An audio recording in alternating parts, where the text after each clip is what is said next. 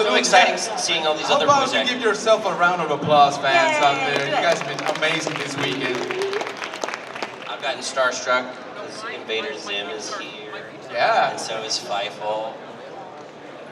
A bunch of others. Oh, yeah, this show is stacked with talent, absolutely. Yeah. I mean, present company included, of course. So what's been your favorite part of the show so far? This show or the show Tokyo Ghoul? Let's go with this show. This then we'll show. go. Favorite part, I was about to say. Yesterday they had this donut in the green room that had M&Ms on it. There you go. That was your really highlight. exciting. Yeah, that's always exciting. I would be excited for that for sure.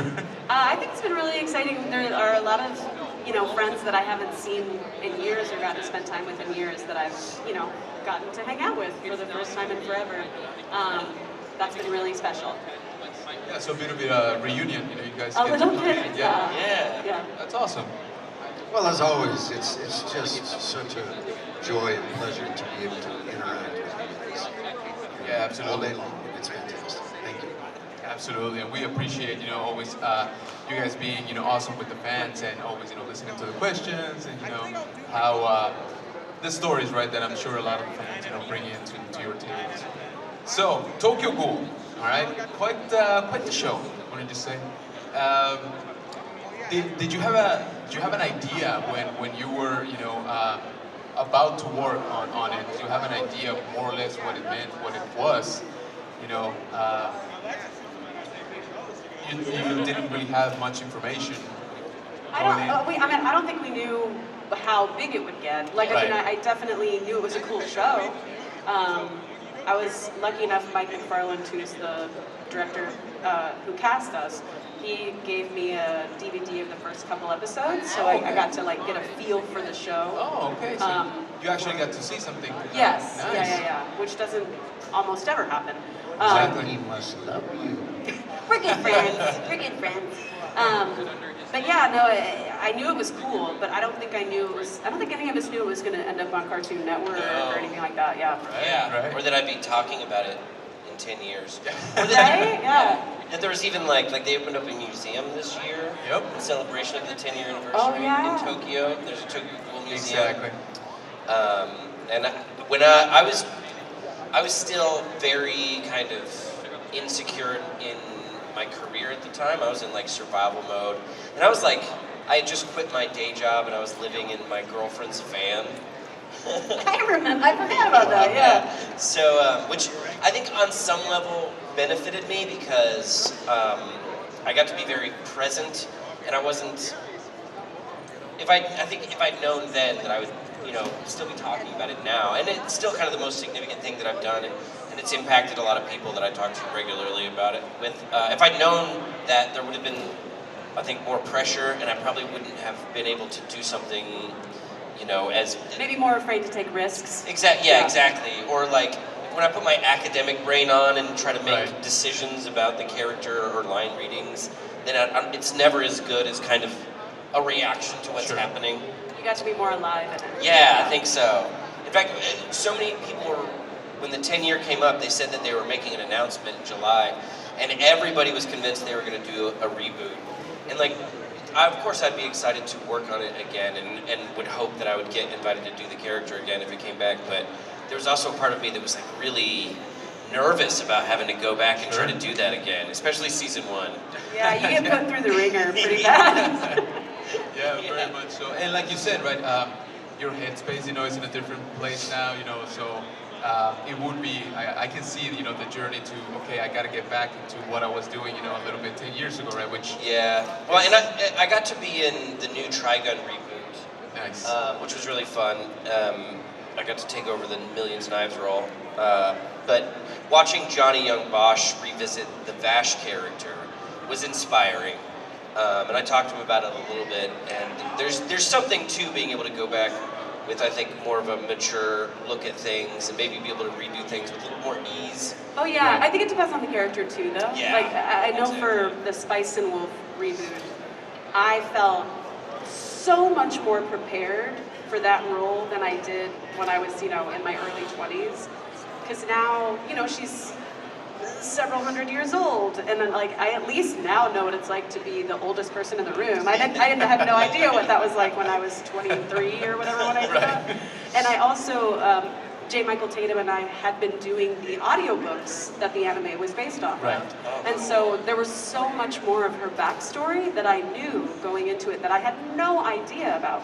You know, there were just certain choices that I made about the character before that were not accurate. That like, that's just like, oh, actually, no, this relationship is a special one. She's never had a relationship like this before. Like, this has never happened to her before. So it was just really informative and really, like, I felt like I could lose myself in the character so much more than I did the first time. Right, and yeah, and I think, you know, all of us here have heard it that the anime obviously doesn't have, you know, the range or even the time, right, to go so much deeper like the original work does, right? So I can see that. That's very interesting that you actually got to see both sides, right? And now you got a very well-rounded understanding of your character. So it would be so awesome, right? If somebody out there, you know, hopefully makes something new and then they give you guys a call, because I think you would absolutely kill it. So cross your fingers. Yeah, exactly. So Sean, how about you? What do you remember the moment that you found out that, you know, it's like, oh, Tokyo Ghoul is a thing, like it's big?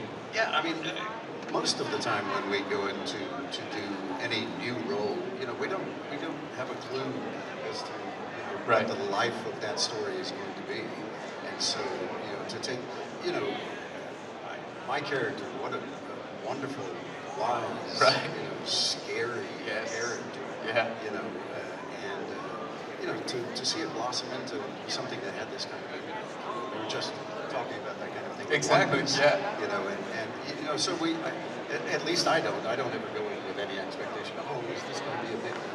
You know, you just go in and you do your work. You hope you do the best job possible. You attempt to fulfill the story in the best and most exciting way. Right. And then, if you get lucky, this happens. Right. Since then, I've gone into a bunch of projects thinking like, oh, this is going to be the next big thing, and then when it isn't, which has happened many times, it's super disappointing. Yeah, I think it's one of those lessons you learn as an actor over time. Like, it comes with the maturity of your career that you realize, like, oh, you know what? This is something I have absolutely no control over. Right. It's going to happen or it's not. All I can do is try to have fun in this moment with this character. It's like the best auditions that you give, or it's usually when you walk in thinking like, I'm not going to get this, so I'll just have fun, and then you book it.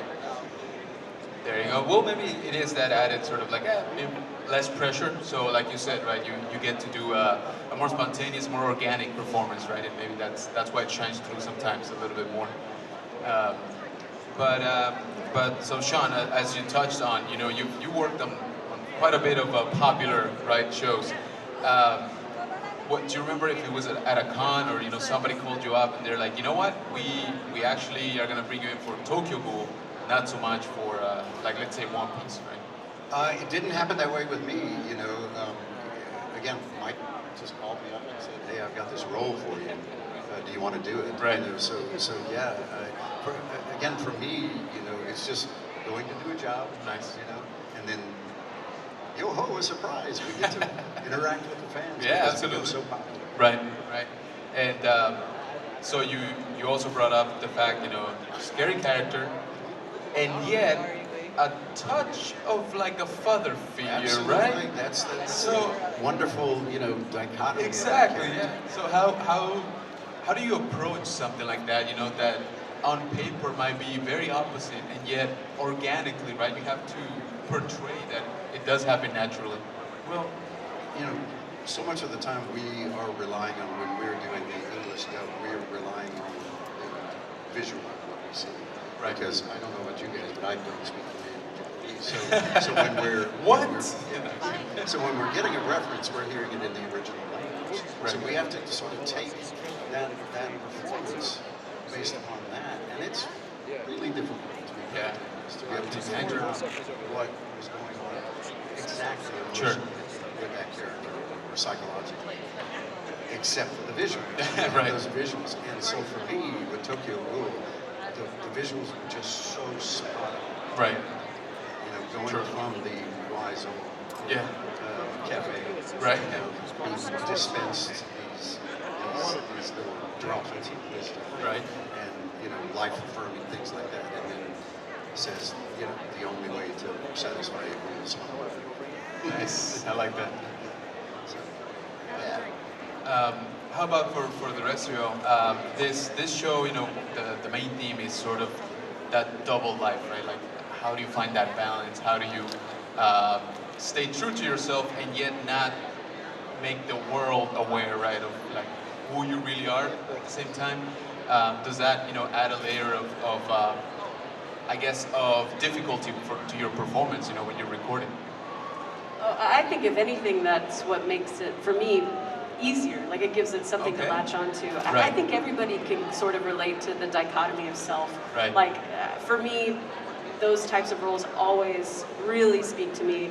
Just having grown, I grew up in two different cultures. My dad's Honduran and my mom is very American, and like so I grew up between like Oklahoma and Honduras, like kind of like back and forth. That'll do. And so, those are two very, very different places, very different cultures, but I identify with both. You know what I mean? They both shaped me and made me who I am. So anytime that I can portray that with a character, it's like, oh yeah, I know this. Like I understand this. Right. So it was actually, like you said, it was actually helpful for you, like to give you something to absolutely relate to, right? Yeah. How about? I completely agree. There's a lot that resonated with me, and there is something universal about the process of growing up and discovering things about yourself and feeling out of touch. And when I was in high school, I grew up in South Austin, low income neighborhood, and we never really, we struggled a lot financially growing up. And then, because my mom's an occupational therapist, and she worked on some people that were board members of this really expensive private school. So I ended up going to St. Andrew's Episcopal in Austin, Texas. And Dell's kids were going to that school. Wow. And they gave us basically a full ride. So and it wasn't, they didn't normally have scholarship programs, so I was the poor kid.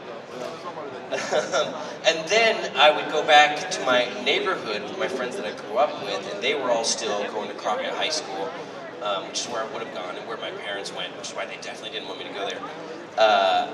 And so there was all these moments where suddenly my neighborhood friends would look at me as this privileged kind of preppy kid, and then whenever I was at school, I had no understanding of the universe that these your higher introduction income to friends. classism. Right. Yeah, and it was definitely feeling isolated in both camps for a long time. So I can absolutely relate to that.